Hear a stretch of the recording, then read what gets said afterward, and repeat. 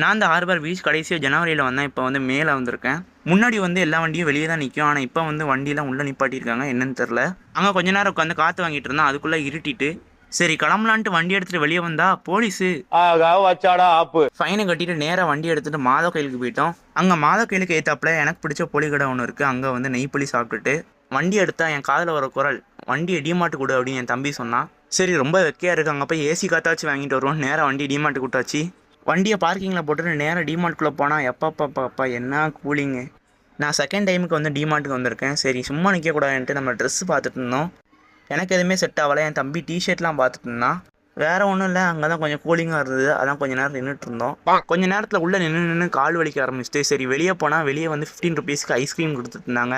என் தம்பி வந்து வெண்ணிலாவும் சாக்லேட்டு கலந்த ஃப்ளேவர் ட்ரை பண்ணால், நான் வந்து வெண்ணிலா ட்ரை பண்ணேன். 15 ருபீஸ்க்கு ஐஸ்கிரீம் நல்லா தாங்க இருந்தது. என்னோட பிறந்த நாளுக்கு விஷ் பண்ண அனைவருக்கும் நன்றி. நெக்ஸ்ட் வீடியோவில் பார்க்கலாம். அப்படியே ஃபாலோ பண்ணிடுங்க.